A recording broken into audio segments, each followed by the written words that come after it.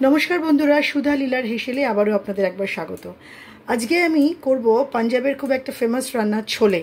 তো এই ছোলের জন্য আমি কাবুলি চানা সেদ্ধ করে রেখেছি। আর তারপরে এটার বেসিক মশলা লাগবে হচ্ছে পেঁয়াজ বাটা, টমেটো পিউরি। টমেটোটা আমি একটা মাঝারি সাইজের টমেটো নিয়ে গ্রাইন্ডারে পিষে নিয়েছি। আদা রসুন বাটা, কিছু বেসিক মশলা মানে ধনে জিরে শুকনো লঙ্কা গুঁড়ো, হলুদ গুঁড়ো, আমচুর গুঁড়ো, রঙের জন্য লাগবে কাশ্মীরি লাল মির্চ, লাগবে কস্তুরি মেথি, লাগবে ধনেপাতার গুঁড়ো, ধনেপাতা আর চানা মশলা। এটা কিনতেই পারবেন। আর যেটা রান্নাটার বিশেষ উপকরণ সেটা হচ্ছে লিকার চা। এটা কিন্তু আমি আমার জন্য করিনি, এটা রান্নায় দেবো বলে, তাতেই চানার কালারটা হবে। এটা আমাকে শিখিয়েছেন আমার একজন পাঞ্জাবি স্টুডেন্টের মা। গরম হবে তখন এক এক করে সব মশলাগুলো দিয়ে দেবো। সবার প্রথমে দেবো পেঁয়াজ বাটা, তারপরে দেব আদা রসুন বাটা, এই দুটোকে একটু ভালো করে আগে কষিয়ে নিতে হবে। তারপরে আমি বাকি মশলাগুলো এক এক করে দেবো। যখন পেঁয়াজ আর আদা রসুন বাটাটা মোটামুটি একটুখানি ভাজা ভাজা হয়ে যাবে, তখন এখানে দিতে হবে বেসিক যে মশলাটা মানে ধনে জিরে শুকনো লঙ্কা আর হলুদ গুঁড়ো, এইটা দিতে হবে। এইটা দিয়েও আবার বেশ কিছুক্ষণ নাড়িয়ে চাড়িয়ে নিতে হবে, মিশিয়ে নিতে হবে মশলাটাকে।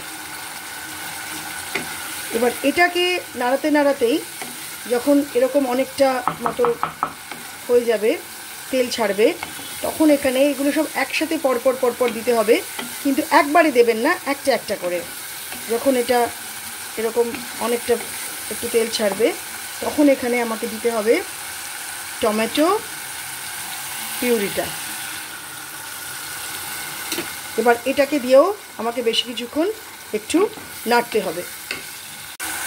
প্রথমে দিলাম পেঁয়াজ বাটা, সাদা তেলে রান্নাটা করতে হবে। সাদা তেলে প্রথমে দিলাম পেঁয়াজ বাটা, তারপরে দিলাম আদা রসুন বাটা, তারপরে দিলাম 4টে বেসিক মশলা ধনে জিরে হলুদ গুঁড়ো শুকনো লঙ্কা গুঁড়ো, তারপরে দিলাম একটা গোটা টমেটো পিউরি করে রাখা সেটা।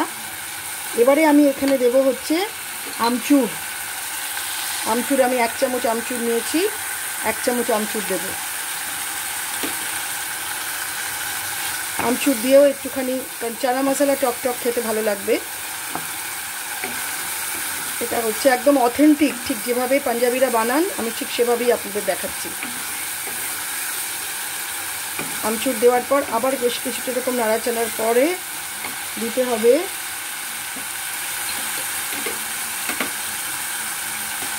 কাশ্মীরি লাল মির্চের গুঁড়ো, সেটা দিয়েও কিছুক্ষণ এরমভাবে নাড়িয়ে নিতে হবে। আদা পেঁয়াজ রসুন দেওয়ার পরে যখন আমি টমেটো পিউরিটা দিলাম, তারপর যখন শুকনো লঙ্কা গুঁড়ো দিলাম, হলুদ গুঁড়ো দিলাম, ধনে গুঁড়ো দিলাম, জিরে গুঁড়ো দিলাম, তারপরে আমি এখানে দিলাম হচ্ছে কাশ্মীরি লাল মির্চের গুঁড়ো, তারপরে দিলাম আমচুর গুঁড়ো, আর দিলাম আমি চানা মশলা। দেওয়ার পরে আমি আমার সেদ্ধ চানাগুলো এখানে দিয়ে দিয়েছি, আর দিয়েছি আমি চায়ের লিকার। এই চানা মশলাতে অবশ্যই করে চায়ের লিকার দেবেন কালার হওয়ার জন্য। আমার কম হয়েছিল, আমি আবার একটু এরকম ব্ল্যাক চায়ের লিকার দিয়ে দিলাম। আর কি দিয়েছি বলুন তো, দিয়েছি হচ্ছে খাবার সোডা, 1/2 চামচ বেকিং সোডা দেবেন, তাহলে সেদ্ধটা ঠিকঠাক মতো হয়ে যাবে। এবারে এটাকে হতে দেব, আর নামাবো যখন, তখন এখানে দিতে হবে ধনেপাতা গুঁড়ো আর কস্তুরি মেথি। তাহলেই আমাদের পুরো পাঞ্জাবি ছোলে প্রিপেয়ার্ড। প্রথমে আমি একটু নুন দিয়েছি, তারপরে আমি আবার আরেকটু নুন দিলাম। নুনটা আপনারা আপনাদের পরিমাণ মতো দেবেন। নুনটা দেওয়ার পরেও একটু মিশিয়ে নিতে হবে।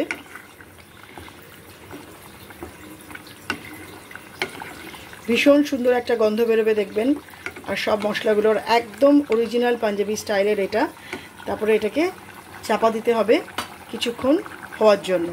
এটা যখন পুরো সেদ্ধ হয়ে যাবে, আমি তো প্রথমে কিছুটা বয়েল করেই রেখেছিলাম, তারপরে আবার মশলা দিয়ে পুরো কষিয়ে নিয়ে আবার কিছুক্ষণ চাপা দিয়ে বয়েল করলাম চাপাতে জল দিয়ে। এখন এটা পুরো তৈরি হয়ে গেছে, পুরো কুকড। এবার আমি এখানে বেশ কিছুটা ধনেপাতা দিয়ে দেবো, অনেকটা ধনেপাতা দিয়ে দেবো। ধনেপাতা দিয়ে একটু নাড়িয়ে নেব।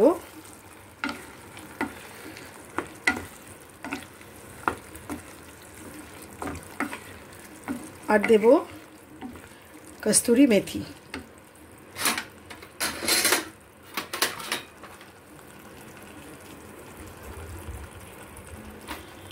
কস্তুরি মেথি দিয়ে আমি এটা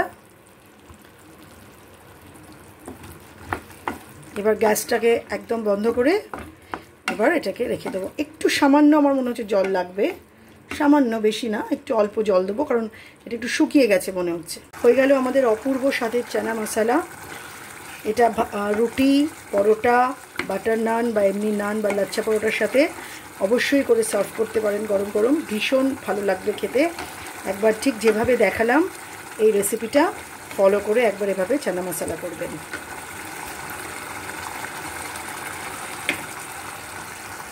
হয়ে গেল আজকে আমাদের চানা মশলা বা চানা। এই রান্নাটা অবশ্যই করবেন, রুটি, পরোটা, নান দিয়ে খাবেন, খুব ভালো লাগবে। লাচ্ছা পরোটাও খেতে পারেন বা বাটুরার সাথেও করে খেলে ভালো লাগবে। অবশ্যই করে এটা ট্রাই করবেন, আর রেসিপিটা কেমন লাগছে আমাকে জানাবেন। অবশ্যই একটু কমেন্ট করবেন, ভালো লাগলে একটু সাবস্ক্রাইব করবেন আর লাইক করবেন। দেখা হবে খুব শিগগিরই আবার আরেকটা নতুন ভিডিও নিয়ে সুধা লীলার হেসেলে। ততক্ষণ অবধি সবাই ভালো থাকুন, সুস্থ থাকুন, আনন্দে থাকুন, খাওয়া দাওয়ার মধ্যে থাকুন।